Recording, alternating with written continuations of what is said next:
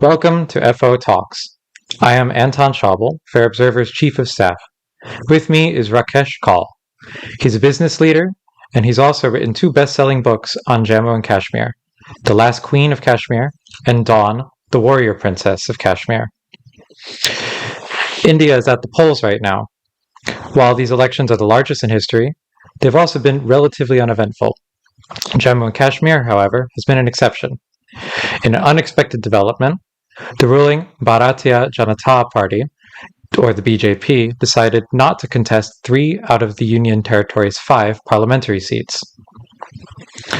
This is the first national election since the Government of India abrogated Article 370 of the Indian Constitution, which granted special autonomy to Jammu and Kashmir.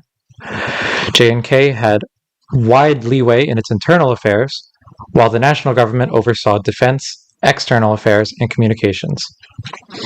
Rakesh, let's begin by laying some background. Could you describe how politics and daily life have changed in Jammu and Kashmir after the abrogation of Article 370? Sure, Anton. A very warm hello to you and your audience. Let's start with what is visible and indisputable. So, in terms of daily life, the first thing that has changed dramatically is security. Downtown areas of Srinagar, which were the epicenter of militancy where terrorists roamed freely, now have late night parties. There's unhindered movement. There's freedom in the air. The second thing that's visible and indisputable is the tourism economy. I'm going to try and make it a little bit dramatic, but somebody needs to go verify. In 2023, Istanbul was the most visited city in the world with 20.2 million tourists in 2023.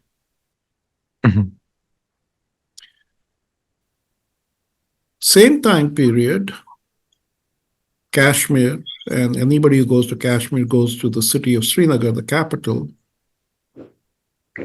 it had 21.1 million tourists.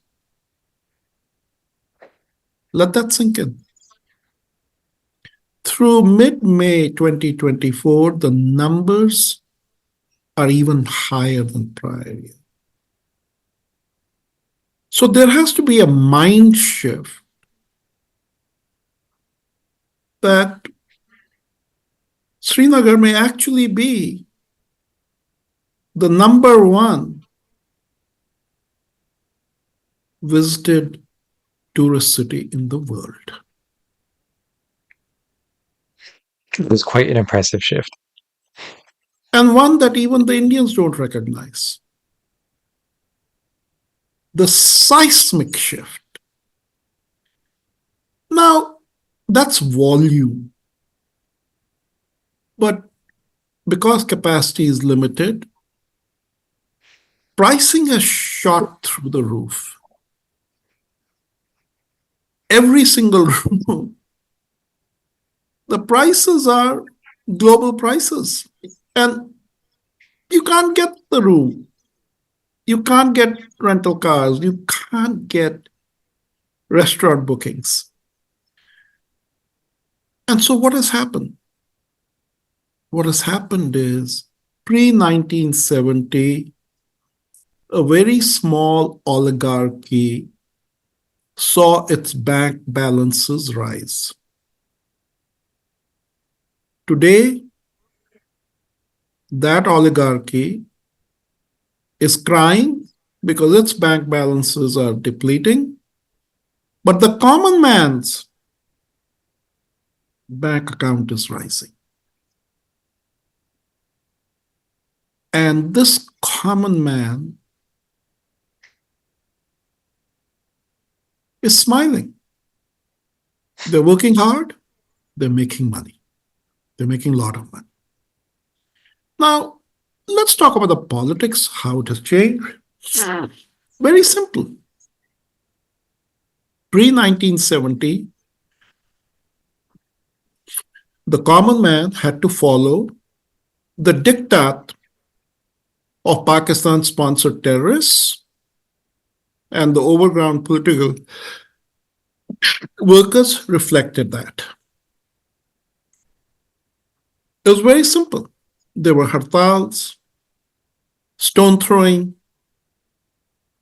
You got paid for opposing the government of India. Pakistan paid you. Islamist organizations in the Middle East, Europe, and US paid you. And sometimes there were appeasers within the government of India itself who would pay you. So the conflict entrepreneurs rose dramatically, thousands of them.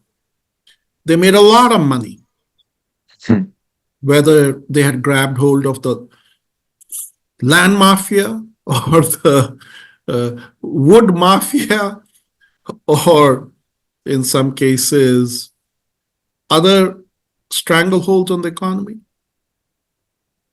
And the more brazen were obviously the bureaucrats.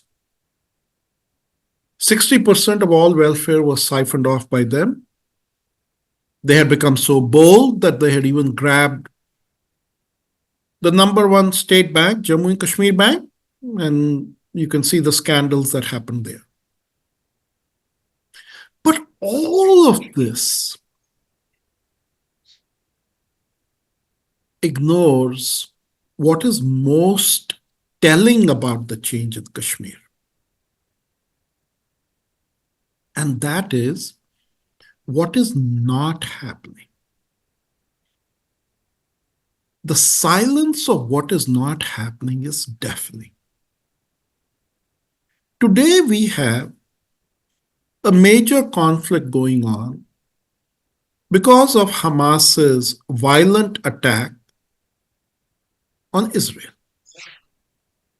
And of course, then Israel invoked the doctrine of self-defense and has set a goal to annihilate Hamas. So it's a fight to the end, and it's very brutal. Civilians are trapped in it. In the old days, Kashmir would burn, because Kashmir was the first place where the Palestine Intifada model had been exported. And it had been exported and implanted not just in the common man, not just in the slogans, but in the intelligentsia. There were books, there were movies. When will the day of Intifada come to Kashmir? It is amazing that in a world where US universities are racked by this conflict, where bridges in the US are shut down by protesters, where there is street anger in Europe, where Bollywood stars are running social media campaigns, all eyes on Gaza. In Kashmir, nada, nothing. And that is the biggest change. The biggest change is that the fundamental belief system that the Kashmiris had been fed with, that you follow the pathway of Sharia, you unite with the Ummah, and you will be granted utopia. They have woken from that sleep. They have realized that that whole glorification of martyrdom was nothing but a suicide pact. A few got rich. They sent their own children to universities abroad while encouraging the children of the common Kashmiris on a pathway of death. And it's that fundamental belief that has been shattered. The Kashmiris have now reclaimed their lives. It is not true of every Kashmiri, but it is true of the common Kashmiri. They have learned the hard way, and they have tasted life and its fruits and its fragrance. And so right now, they're experiencing joy after a long time. And that's the biggest change in Kashmir. You paint quite a rosy picture. Let me see if I have the narrative straight. The national government of India abrogates Article 370, which eliminates the administrative and therefore the economic isolation that Kashmir had been laboring under. Then more money is coming in from the rest of India, from international visitors as well. Growth kicks up, and now that Kashmir is more prosperous, the people feel that they no longer have a motivation to oppose the government of India with force. Is that the story? I would start with where I started, which is the first thing the government of India did was zero tolerance for terror. And to give credit to the Kashmiris, and they should take credit and be proud of it, it is the Jammu and Kashmir police force that took the terrorists head on.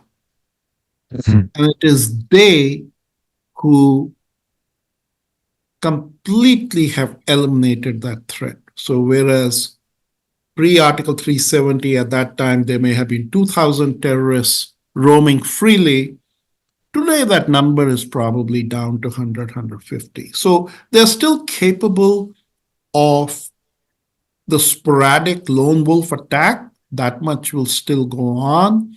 But the Kashmiris fundamentally now were no longer afraid of the terrorists.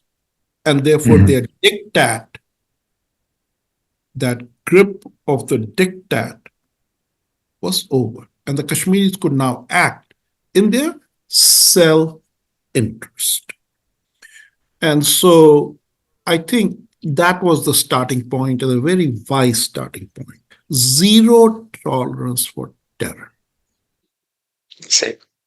So it's less that the national government burst in and cleaned things from the top down, rather that it gave local Kashmiri authorities the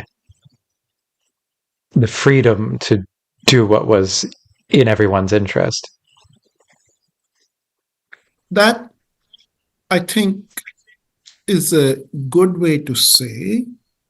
I think it was that the central government empowered the nationalist forces within Kashmir who had been sidelined, and the anti-nationalist forces who had been ruling the roost now experienced the full force and might of the Constitution of India. Because what Article 370 did was it brought the Constitution of India to bear on the state.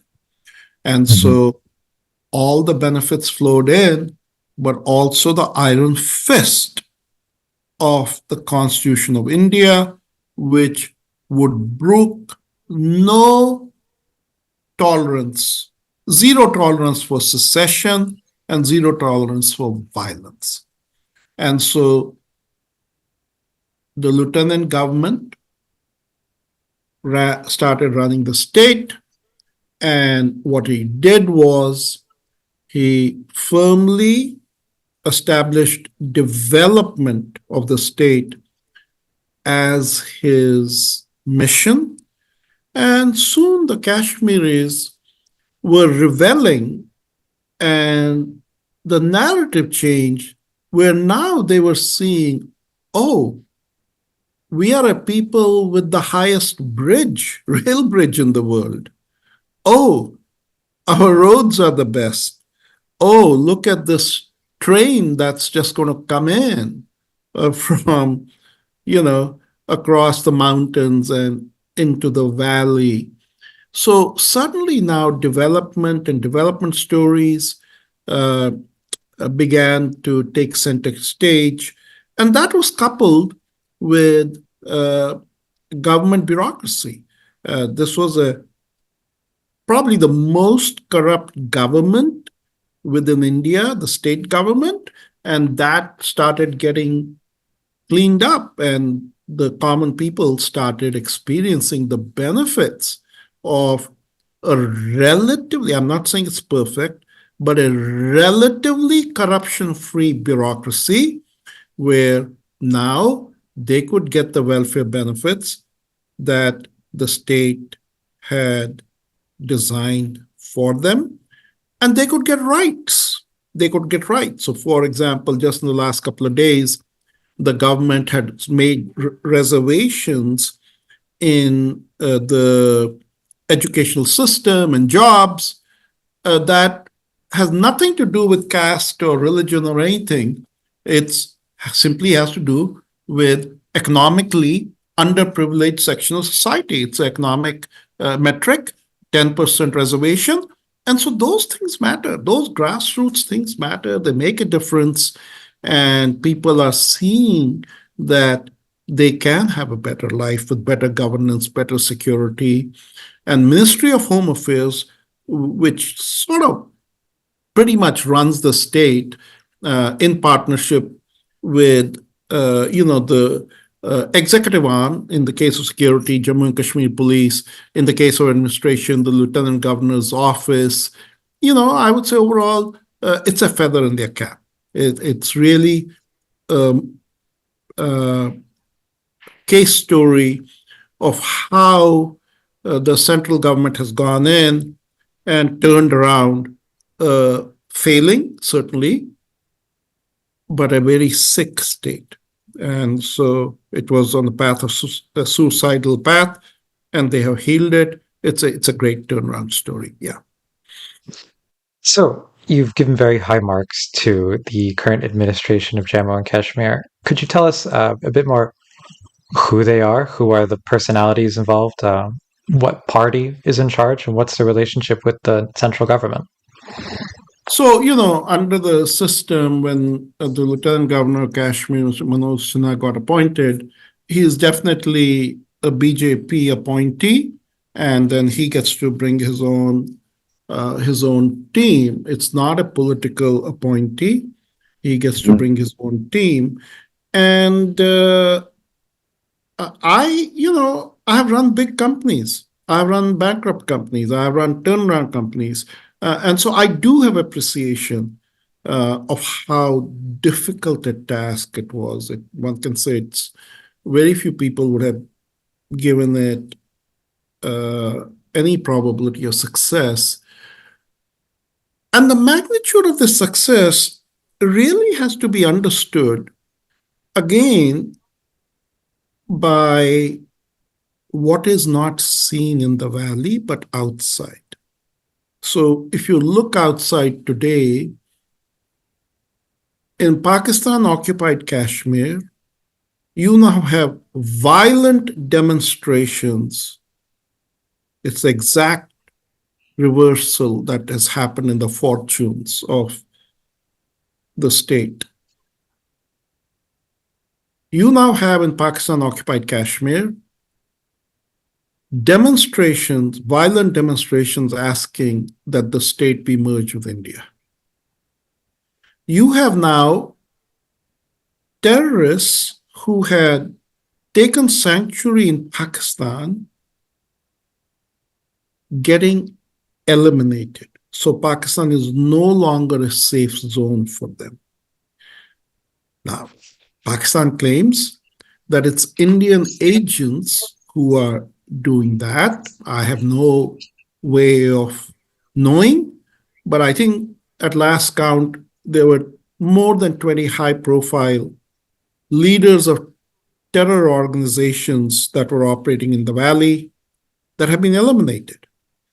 So this speaks to the confidence of the state of affairs in Jammu and Kashmir, which has gone from playing defense to playing offense, and one that is now very assertive under the leadership of the Minister of External Affairs, Dr. Jaishankar.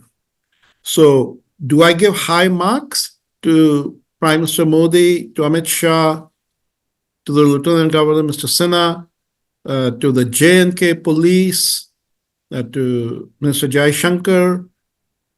Yeah, there is no question. They deserve credit where, credit should be given. Yeah. So, it sounds like Modi and his BJP government and allies have been doing some wonders in Kashmir. Kashmiris, as you describe them, are thrilled with the progress. How popular is the BJP in J&K? I know that they decided not to contest 3 seats and relied instead on local allies there. What is the reason behind this? You asked the question that everybody is asking. And let's start first with the 3 seats. The first thing is that everybody is struck by the incredible turnout. In Srinagar, the turnout was around 38%. In Baramulla, it was 59%. In Anantnag, Rajouri, it was 55%. That has been the highest in 3 decades. But more importantly, when you look at a granular level, the number of contesting candidates increased by 25%. And you can see the enhanced grassroots citizen involvement, where there were 2,455 requests for election rallies.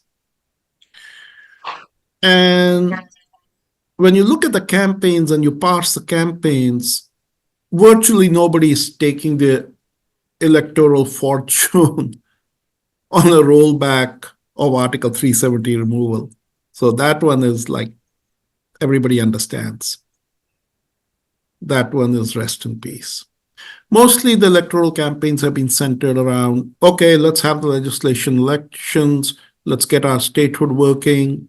There have been some calls for Islamic identity preservation, and people have invoked the fear that, non-Islamic people will come to the valley, even though, migrant workers from the plains are critical to Kashmir's agriculture and tourist economy. So, it's all like political rhetoric.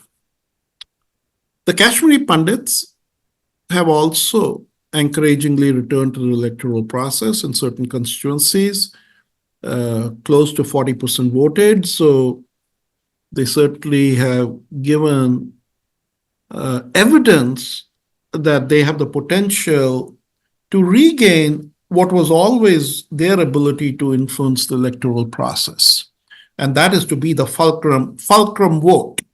Fulcrum vote, and a very valuable vote bank in that sense. Not in absolute numbers, but as a fulcrum vote. And lastly, what we know is that Prime Minister Modi and Home Minister Amit Shah went and did campaigning in Kashmir as part of this. So that, to me, first is the important takeaway, that democracy, by any metric, is functioning and vibrant in the valley. But now coming to your question in that background, Why did BJP choose not to contest 3 seats? And there are many theses floating around, but it is inescapable that it has to be viewed as a sign of political weakness. Because every political party seeks political power, it seeks to aggregate political capital, it does not willingly concede it, even if one has to do trading, one at least tries to get part, if not whole. And so, the question becomes, why this political weakness? And so I think we have to sort of we have to dig into a couple of factors that may have gone into the calculation. One is that BJP may have concluded that even though there is a lot of good vibration, the anti-India and especially the anti-BJP sentiment may have gone latent, but has not gone away. And by BJP explicitly seeking to gain political power, that would prove to be a unifying force and permit that group to unite the Kashmiris once again. So that's number one. But there are certain very visible things that one must say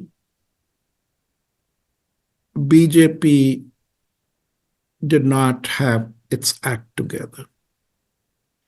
Because BJP does not seem to have run in parallel with its administrative rule its political machinery. It missed the opportunity to groom and build adequate local leadership in the valley, give them visibility, make them legitimate. For quite some time, the problem of Kashmir was understood fully, which is there is an oligarchy, it is feeding off the state. This oligarchy is primarily a Sunni oligarchy that's centered in Srinagar. They still have power, as you can see, while the 3 parliamentary constituencies did have high voter turnout. Srinagar, the most educated, was still the lowest, only at 39%, whereas the others were closer to 60%. So that's an indicator that they still have power. And yet, it is proven that there is an alternate coalition of Shias, of Gujars, of Paharis, Kashmiri Pandits, and within the Sunnis, the Sunni nationalists who are pragmatists, and most importantly, the youth. And the youth sort of, they're smart, they're social media. They're not interested in picking up the gun if they can be building a better life for themselves. I personally feel that in the Anantnag Rajouri constituency, which was redrawn, and the Rajouri constituency had a lot of Paharis and Gujars and others, I think that was a questionable decision. So the political people in J&K are very astute for BJP, but were they bold? Were they aggressive? I question that. The second part of the BJP in Kashmir is, remember, I've used words like the field organization, the arm that executes, which is so critical because Kashmir is really hand to hand combat in anything you want to do. So, a parliamentary constituency in Kashmir, voting is done in 2,100 booths, and each booth needs about 10 plus local people to manage it, manage your vote bank, make sure that there's no fraud. You need the local supporting cast of media people and others. And it's not very clear to me that this critical mass was built. And yet, BJP, unlike the other political parties of India, is a cadre based party built on top of the RSS, which is the ultimate disciplined field organization. I think that may have been a missed opportunity. And if they had run, at least in the Anantnag Rajouri constituency, even if they had not won, they would have learned a lot. And that learning would have helped them prepare for the all important state assembly elections. And whether BJP got one parliamentary seat out of Kashmir or not, I would have viewed it more, not so much for the seat, though the seat is important, but I would have viewed it as a way to learn as to how the Kashmiri mind works. And in this particular place, I will continue to pitch for my own community, the Kashmiri Pandit community. It is very clear that while the BJP may have goodwill for Kashmiri Pandits, we are not on their agenda. Our genocide is not on their agenda. They still, maybe they want Kashmiri Pandit votes, but they still have not understood how to give justice to Kashmiri Pandits, but also from a purely self-interested point of view, get value out of Kashmiri Pandits. Because the reality is, Kashmiri Pandits know that society, they know how it works, they know how the minds of the majority works, and to not make Kashmiri Pandits in Kashmir Valley an integral part of their political process and elevate their profile and make them the bridge and the interlocutors, the Kashmiri Muslims are going to trust Kashmiri Pandits far more than they are going to trust Hindus out of the mainland. To not understand the simple principle, I think, was in my eyes, a missed opportunity, and we'll just have to wait and see. So, here, my next question would then be, if the BJP has missed an opportunity, who will take it? Who will be the beneficiary of this round of voting? So, when you look at BJP, they've tried to, from the back, support certain new parties. They've tried to support a party called Apni Party, which is a fairly pragmatic party, and led by Altaf Bukhari. And then there are others that they have tried to outreach to Ghulam Nabi Azad and others. But the fact is that at the end of the day, the incumbent parties really are very difficult to dislodge in Kashmir. Very difficult to dislodge in Kashmir. And we have some, tough battles going on between Sajad Lone and Omar Abdullah and other battles with Mehbooba Mufti. We'll just have to, read it and see how far the Kashmiri voter has come along. If National Conference run by the dynastic Abdullah clan, the father Farooq Abdullah, the son Omar Abdullah, and PDP with Mehbooba Mufti, if they win, then that means the Kashmiris still haven't found an alternative that they want to transition to represent their political interests. But if even one of them was to exit, and if one of the alternatives that is being supported by the BJP, like Sajad Lone, like Altaf Bukhari or others, was to get in, then I would say that that actually is going to prove to be a historic inflection point. It'll mean a transition, the beginning of a transition from these established legacy political parties. I cannot make a guess, but we will know June 4th.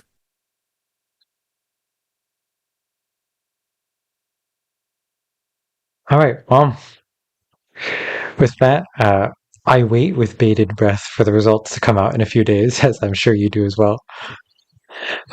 Thank you very much for giving us your view of Kashmir. It's been very educational. Thank you, Anton. And I too will await, like the rest of the world. I truly, truly hope that the Kashmiris, who are remarkably good people, will seize this opportunity or have seized this opportunity to escape the prison of the past and to grab the future, because that's what democracy does. Every 4 years, every 5 years, it enables you to once again right your ship and go in the right direction. I really hope they look forward and don't look back. And I also hope that in looking forward, that the central government and the Kashmiris, because this is very personally important to me, that's why I do interviews like this, that ultimately they recognize that the genocide of Kashmiri Pandits is not something that should be swept under the rug. Kashmir cannot claim to have achieved normalcy until Kashmiri Pandits can go back to their homeland. We are the litmus test of Kashmir. Thank you, Anton. Thank you. Join the conversation at Fair Observer and subscribe to our YouTube channel.